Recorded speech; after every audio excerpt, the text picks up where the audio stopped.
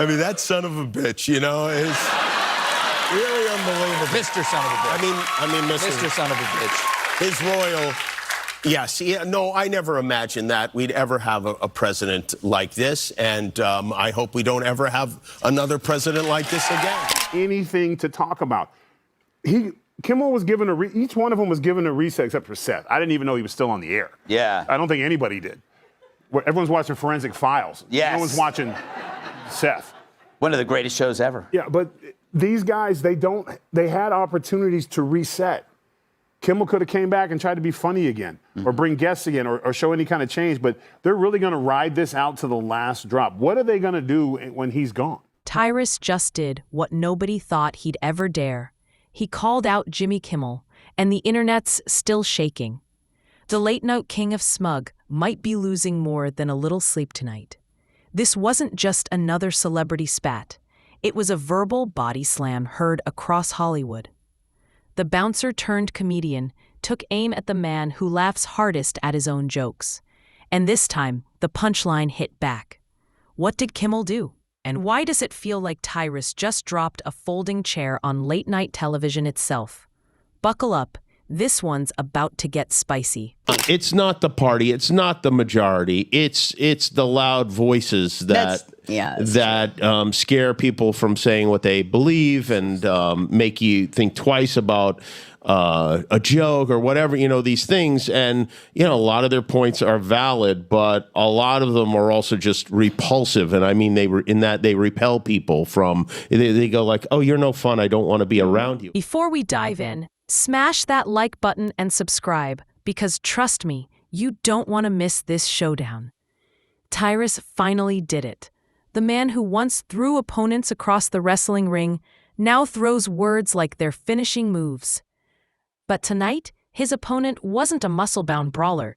It was the self-proclaimed moral compass of late night, Jimmy Kimmel himself. Are they going to be with Rosie O'Donnell in a 4-way Zoom podcast about Trump ruining their life still? I'm glad you didn't stop at 4-way.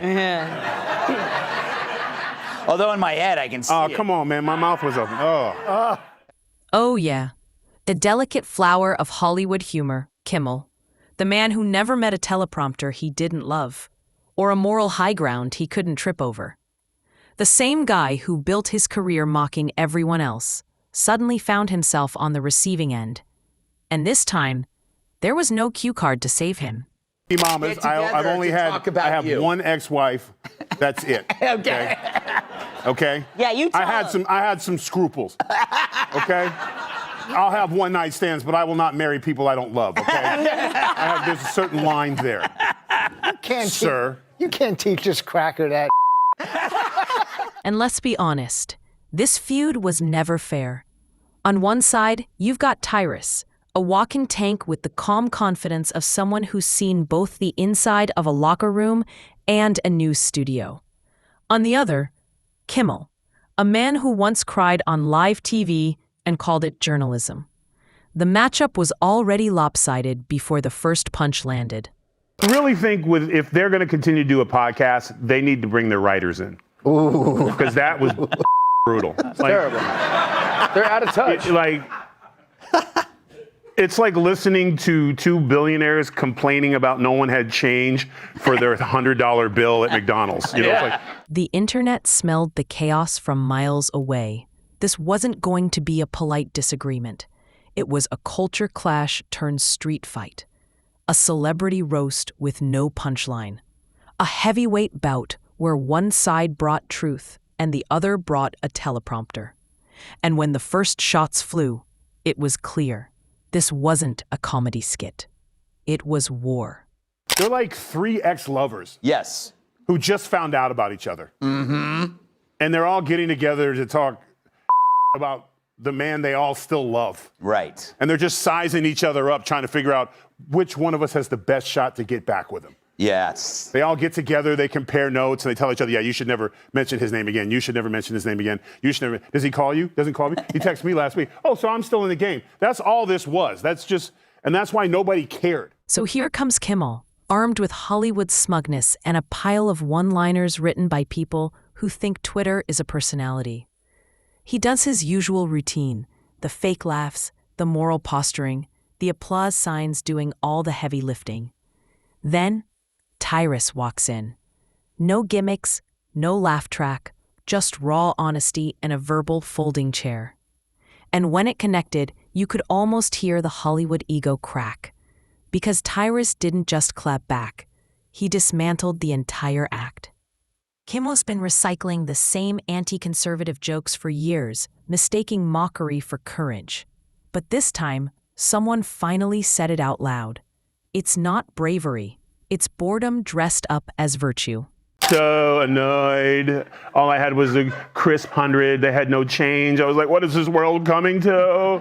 That's why I'm moving to Italy, girl. I know, me too. Greg. Like, it's just... Can I say something, Greg? Tyrus cut through the Hollywood fog like a spotlight. He didn't do it for clout. He did it because someone had to. Someone had to point out that Kimmel's version of punching up is mocking people who shop at Walmart while sipping overpriced wine on a studio set paid for by sponsors who still think TikTok is edgy. And when Tyrus spoke, it hit different, because this wasn't coming from a think tank or influencer. It was coming from a man who's earned every scar, who's had to fight for a mic, not inherit one. And that's what made Kimmel's fake empathy collapse in real time. The funny guy with feelings act fell apart the second someone he didn't like talked back. Like one government crossing guard goes, yeah. How did you feel watching Kimmel cry?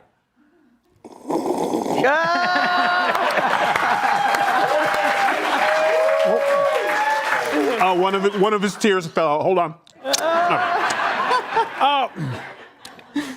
You know, it's funny how this derangement's working, because it only seems to work if you have a camera in front of you. And then came the sands. Social media exploded into a digital arena. Half the crowd screamed.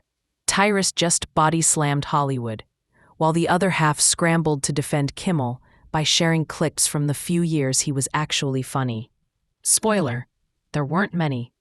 This wasn't just two personalities clashing. It was a cultural moment. Hollywood's bubble met reality head-on, and Tyrus told it to laugh at itself for once. That's something Kimmel hasn't done since gas was under $2. Here's about the ex-wife's club. Yeah. You know, they just sit around, be funny, or they're setting up for when they're all canceled, their tour, their three-man show. Yes. Come watch us say how much we hate the president. Even Hollywood couldn't ignore it. It was like watching the class clown realize he's the joke now. Kimmel's been safe for years, surrounded by canned laughter and scripted applause. But when someone like Tyrus hits back, there's no applause sign to bail you out. The fans started comparing Kimmel's overproduced monologues to Tyrus's off-the-cuff fire, and it wasn't even close. The memes came in hot, and they hit harder than any joke Kimmel's written in a decade. Tyrus didn't just win the exchange, he stole the narrative, and suddenly, late night's golden boy looked like a relic. The funniest thing about this whole thing is they act like he got into the White House, and right as he got in, he's like, your list that you wrote for him, for people to go get. It's like, ICE, here they are, go round them up. No one gives a frog's fat ass what you're doing. Yeah. Because if they did, they would have stopped that podcast immediately. Right. Yes, that's right. This feud peeled back something bigger, the thin, fragile line between comedy and activism. For years, Kimmel's walked that line blindfolded, pretending his monologues are changing the world. But Tyrus wasn't buying it. You're not saving anyone, he basically said. You're just saving your ratings. And that's when people started picking sides. It became more than Tyrus versus Kimmel. It was real comedy versus curated comedy. On one side, Hollywood elites who think humor needs a permission slip. On the other, regular people who just want to laugh without a lecture. And Tyrus? He spoke for the second group, the ones who miss when jokes were dangerous, not approved by HR. I expected to walk into work, stepping over, Me too. crying, to your credit, libtards. Yes. Like, oh, excuse me, up tear. Yes. There we go. But it wasn't. Everybody went back to their lives. Yeah. So apparently the only way this heartbreak works is if you film it or force someone else to film it. Right. But to your point about Carson, we never knew his political affiliation because he was there to make everyone laugh. All the late night shows were. And that's exactly what Hollywood can't handle, someone who doesn't need to be liked. Kimmel's entire identity depends on approval. Tyrus couldn't care less. That's why he wins by default. But Kimmel didn't get the message. He doubled down on smug. Like someone trying to put out a fire with gasoline, he fired back with his usual "I'm above this" tone, all while clearly rattled. Even neutral viewers started noticing. Every Kimmel clapback sounded more like an overcooked monologue. Tyrus reminded everyone that comedy used to challenge people, not coddle them. Watching him tear down Kimmel's fake moral pedestal was like flipping the breaker on an entire generation of artificial light. One clown went all in on ignoring reality and blames MAGA. We hit some new lows over the weekend with the MAGA gang desperately trying to characterize this kid who murdered Charlie Kirk as anything other than one of them and doing everything they can to score political points from it. So MAGA is desperately trying to portray Kirk's killer as not one of them. If that man was any more full of shit, he'd be a colostomy bag.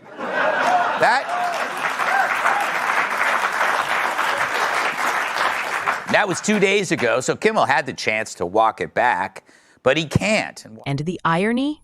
It's poetic. Kimmel built a career mocking others. Now he's the one being laughed at, and not in the way he planned. Every fake smile, every forced joke, it all screamed insecurity. The internet doesn't forgive performative confidence. It smells fear like blood in the water. Meanwhile, Tyrus is just chilling, unbothered, undefeated, probably scrolling through memes of himself body-slamming Hollywood.